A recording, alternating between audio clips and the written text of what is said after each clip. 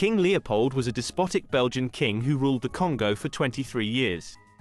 During this time he treated the Congo as his personal fiefdom, amassing fortunes from its natural resources, all while casting its people into absolute tyranny. Keep watching to learn more about the life of this brutal man. Leopold was born on the 9th of April, 1835 in Brussels into aristocracy. He was the second child to his parents, reigning Belgian monarch Leopold I and Louise, daughter of King Louis Philippe of France. Since Leopold's older brother, Louis Philippe, died before Leopold was born, Leopold became heir to the throne. He eventually became King of Belgium in 1865, at age 30. He proved to be an ambitious, devious and greedy monarch, and it didn't take long for him to set his sights on establishing colonies abroad and enriching himself on the proceeds.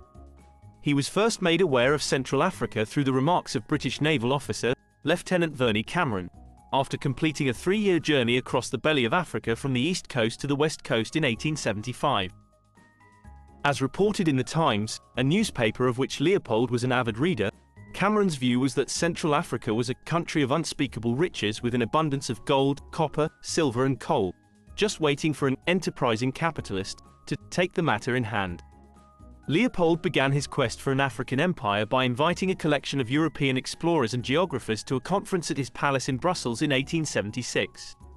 In welcoming his guests, he spoke of the need for an international crusade to open up Central Africa to civilization and extinguish the slave trade. He stressed that he was in no way motivated by selfish designs, but merely wanted to advance the cause of science and philanthropy by establishing bases there. However, his real purpose was made clear a few months later in a letter he wrote to the Belgian ambassador in London. "I do not want to miss the opportunity of obtaining a share of this magnificent African cake." He wanted to gain personal control of African territory and use it for commercial gain. Leopold's grand ambitions for an African fiefdom finally came to fruition at the Berlin Conference in 1885. This conference served as a means to formalize the scramble for Africa and apportion different parts of the continent to a group of European imperial nations including Britain, France, Portugal, Belgium and Germany. Winning the support of Otto von Bismarck, Leopold secured a vast expanse of land in Central Africa. So big that it was 70 times the size of Belgium and larger than England, France, Germany, Spain and Italy combined.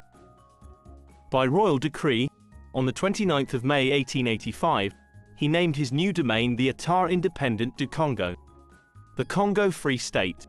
Pondering a choice of title for himself, Leopold first considered Emperor of the Congo, but he eventually settled for the more modest King Sovereign. Leopold wasted little time in exploiting the natural resources of the Congo. Initially he set his sights on ivory, a lucrative trade across Europe at the time. Through his network of agents as well as a mercenary army, the Force Publique, he acquired copious amounts of ivory through any means necessary. Local inhabitants were prohibited from selling or delivering ivory to anyone else, nor were they allowed to receive money as payment. The agents were meanwhile paid on a commission basis, resulting in their methods of obtaining ivory becoming increasingly ruthless. During this time the symbol of Leopold's rule became the shikot, a whip of raw, sun-dried hippopotamus hide, cut into long sharp-edged strips, used to flay victims, sometimes to death. The invention of the pneumatic tire in 1888 had a profound impact on Leopold's rule in the Congo.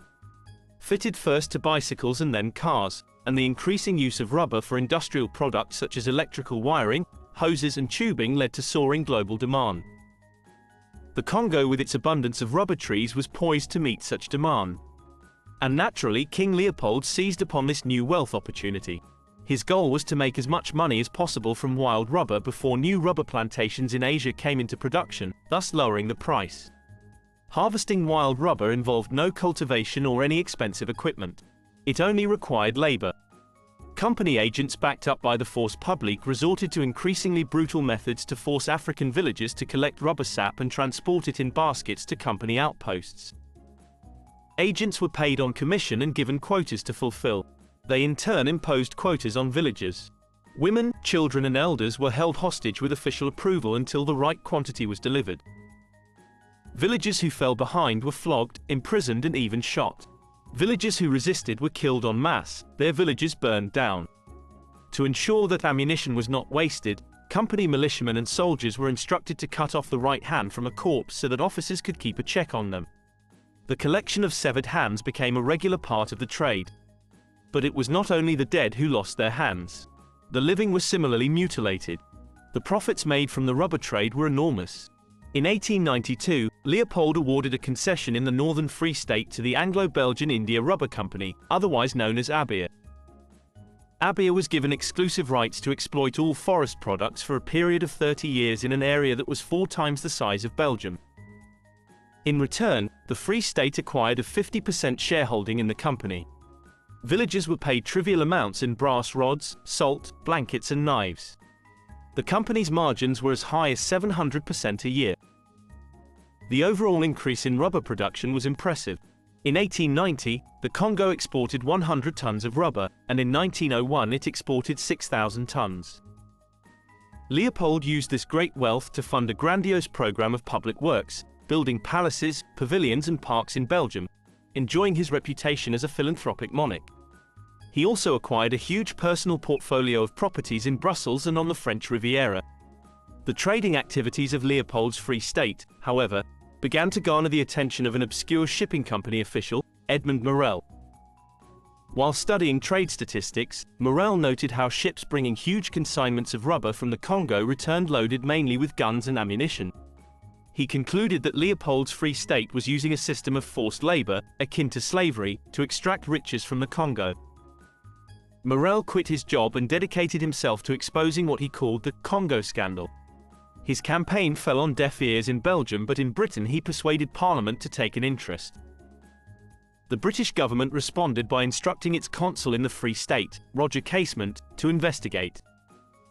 For more than 3 months, Casement travelled in a single-deck steamboat along the Congo River and its tributaries, stopping at outposts along the way to interview missionaries and villagers about conditions in the Abia territory.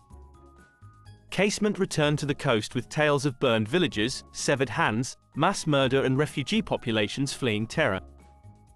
What particularly struck him was the scale of depopulation. At Bolobo mission station on the Congo River, he was told that a population once numbering 40,000 had been reduced to 1,000. Casement's report was published in early 1904. Morel used it to further his campaign, producing a book entitled King Leopold's Rule in Africa. The book was published in 1904 along with photographs of victims who had been mutilated. One showed a man named Ansala, a villager from Walla district, looking forlornly at a severed hand and foot. It was all that remained of his 5-year-old daughter, who had been killed and eaten by militiamen. As public furore mounted, Leopold sought to fend off criticism by appointing a commission of inquiry, fully expecting it to provide a ringing endorsement of his rule, but after an extensive tour of the Congo, the commission came to a verdict similar to that of Casement and Morel. Demands that Leopold hand over his private empire to the Belgian state gathered momentum. For several years more, Leopold tried to maintain his grip on power. Negotiations dragged on until 1908, when he finally agreed to give way in return for substantial sums of public money. By the end of his 20-year reign as King Sovereign, Leopold had become one of the richest men in Europe. But the Congo had lost several million people, possibly as many as 10 million, half of the estimated population. In an essay on exploration, Joseph Conrad described the activities of Leopold's Congo Free State as the vilest scramble for loot that ever disfigured the history of human conscience.